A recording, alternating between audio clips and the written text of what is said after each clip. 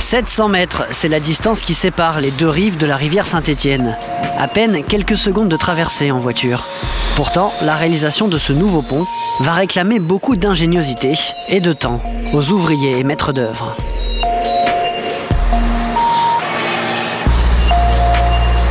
Après l'effondrement de son prédécesseur en 2007, l'une des priorités sur le chantier de ce nouveau pont, c'est bien sûr de s'assurer que cela ne recommencera pas.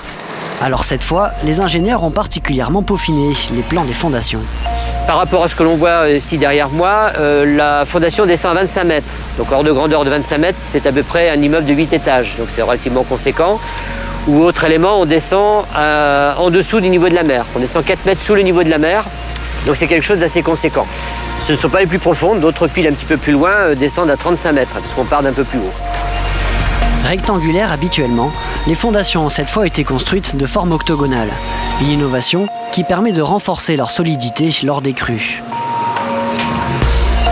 Un peu plus loin, l'équipe de Willy en est justement à l'étape suivante de la construction des piles. Ici aussi c'est du solide, cet enchevêtrement de barres d'acier pèse pas moins de 25 tonnes. Une fois coulé dans le béton, cette semelle fera le lien entre les fondations et le pilier du pont. Le béton armé, il faut un ferraillage assez costaud dedans.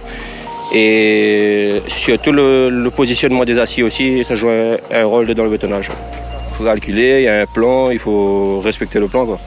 Il y a un plan de ferraillage, il faut positionner les barres où ils sont, les aciers, tout ça.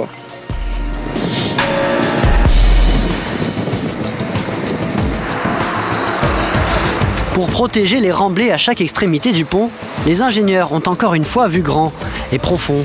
Cette paroi moulée plonge à plus de 25 mètres et elle sera soutenue par des câbles de tirant, eux aussi profondément scellés. Rien que cette protection aura coûté 15 millions d'euros. Il faut dire que ce nouvel édifice devra accueillir les deux sens de circulation. L'ancien pont, encore en service, deviendra complémentaire. Ce pont va rester et il va être très utile évidemment pour mettre en place des transports en commun en site propre et notamment le passage Transeco Express. C'est un pont aussi qui va être intéressant puisqu'il va desservir le centre-ville de Saint-Louis et qui va être en connexion directement avec la ville de Saint-Pierre. Sur le pont sur lequel nous sommes, qui n'est pas encore terminé, lui c'est un ouvrage donc important, très complexe à réaliser.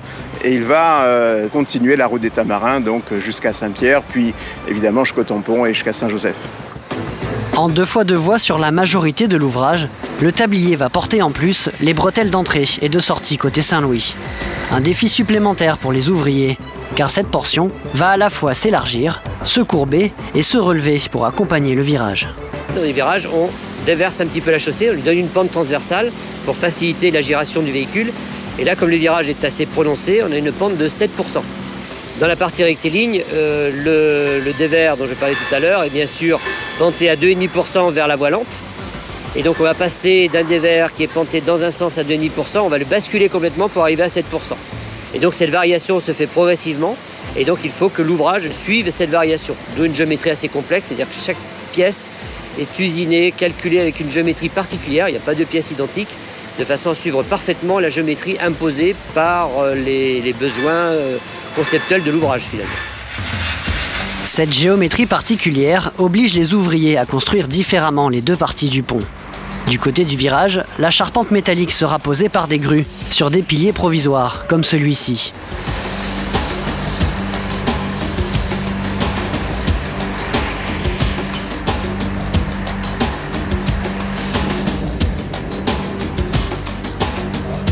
La partie rectiligne, par contre, va être treuillée petit à petit à partir de la berge. Alors ici, en fait, on est sur la partie de l'ouvrage à l'arrière de l'ouvrage, côté Saint-Pierre, où on assemble la charpente métallique qui va être lancée. Donc en fait, on a une place qui est limitée, on assemble la charpente métallique en partie. Et une fois qu'on n'a plus de place, on lance la charpente métallique sur les différentes piles. Donc en fait, on arrime la charpente métallique avec un câble, puis un système de treuil, afin de pouvoir de lancer in fine 3000 tonnes de charpente et 470 mètres de charpente métallique. Ces 3000 tonnes de charpente vont progresser sur ces roulements à la vitesse de 15 mètres par heure. Mais avant cela, la structure, il faut la construire. C'est en partie la responsabilité des soudeurs, comme Teddy. Pour assembler les différents éléments, ils utilisent une technique de soudure spéciale. Teddy est le seul dans l'île à la maîtriser. Pour ce chantier, il a été rejoint par des collègues métropolitains. Si vous voulez, c'est un semi-automatique, c'est un fil avec un enrobage, pareil que la baguette, sauf que ça nous permet de monter dans des paramètres plus élevés et d'avoir un rendement plus élevé aussi, d'aller plus vite. Et ça nous permet de travailler pareil avec des vents jusqu'à 70 km/h sans problème. Il faut quand même pas mal d'années pour savoir bien utiliser ce procédé et pour avoir pas mal d'astuces justement, pour avoir plus de facilité. Restera ensuite à peindre la structure, puis couler la dalle de béton et le revêtement sur lequel circuleront les véhicules. La livraison du pont est prévue pour avril 2013, soit après 37 mois de travaux et un coût de 101 millions d'euros. 4 mois supplémentaires seront nécessaires enfin pour réaliser les travaux de raccordement.